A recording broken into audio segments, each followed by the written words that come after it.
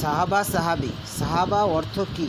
সঙ্গী, সাথী, বন্ধু। ইসলামী পরিভাষায় রাসূল সাল্লাল্লাহু আলাইহি ওয়াসাল্লামের ঈমানদারি সাথী।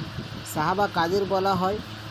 যারা কমপক্ষে একবার রাসূল সাল্লাল্লাহু আলাইহি ওয়াসাল্লামকে দেখেছেন, ঈমান এনেছেন ও ঈমানের সঙ্গে মৃত্যুবরণ করেছেন।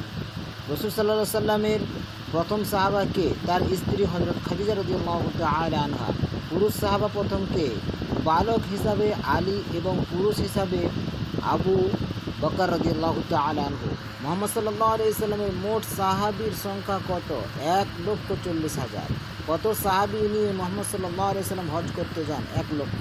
কত সাহাবীর সামনে আরাফাতে বক্তব্য দেন মুহাম্মদ সাল্লাল্লাহু আলাইহি ওয়াসাল্লাম? 1,24,000। সাহাবী কত প্রকার?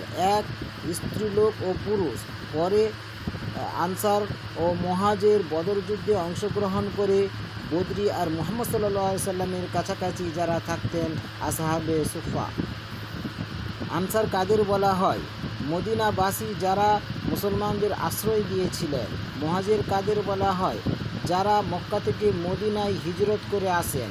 আনসার অর্থ কী? সাহায্যকারী। মুহাজির অর্থ কী? সাহায্য প্রার্থী। বদরি কাকে বলা হয়?